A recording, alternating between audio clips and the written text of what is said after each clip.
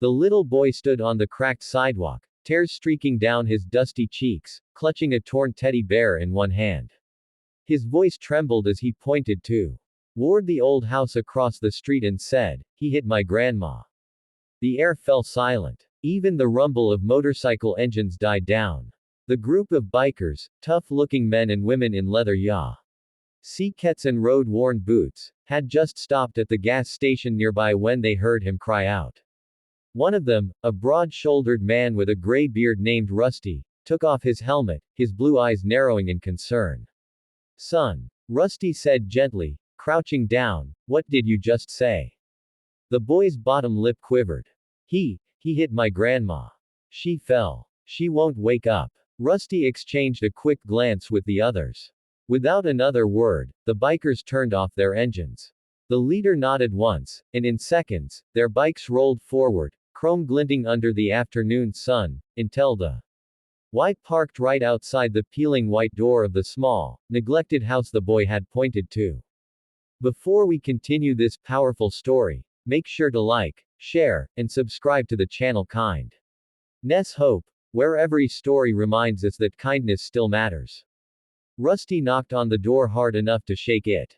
No answer. He knocked again, louder this time. Still silence. Then, from inside, came the sound of movement, the scuff of shoes, a low mutter, and a chain rattling. When the door finally opened, a man in his 30s stood there, shirt half tucked, eyes bloodshot, reeking of alcohol. "What the hell do you people want?" he barked. Rusty didn't flinch. "We heard something we didn't like. A boy said you hit his grandmother." The man sneered. "That little brat doesn't know what he's talking about. Get off my porch Before he could finish, one of the bikers, a woman named Lexi, spotted something through the half-open door. "Rusty," she said quietly, pointing. Inside, on the floor, an elderly woman lay against the wall, motionless. Her thin hand clutched her side, a bruise forming along her temple. Rusty's jaw tightened. "Call 911, he said firmly. Lexi was already dialing. The man tried to slam the door, but Rusty caught it with one hand. "You don't touch her again," Rusty said in a low, steady voice that made the man's arrogance drain away. The man stumbled backward, muttering curses. But the sound of sirens growing louder outside silenced him fast.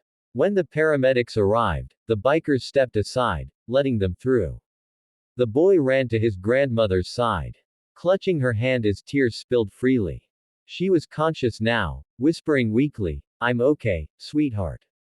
But she wasn't okay, not really.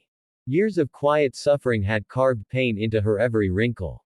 It wasn't the first time her son-in-law had hurt her. She had stayed silent for too long, afraid, hoping he'd change. That day, something shifted. Rusty stayed with her until the ambulance left. The little boy wouldn't let go of his hand. "Thank you, mister," he whispered.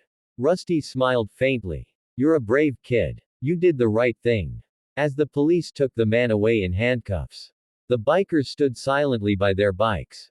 They weren't heroes in their eyes, just people who refused to turn away. Days later, Rusty returned to the hospital with flowers and a teddy bear that looked brand new. The little boy ran up and hugged him tight. His grandmother smiled, her eyes filling with gratitude. "You saved us," she said softly.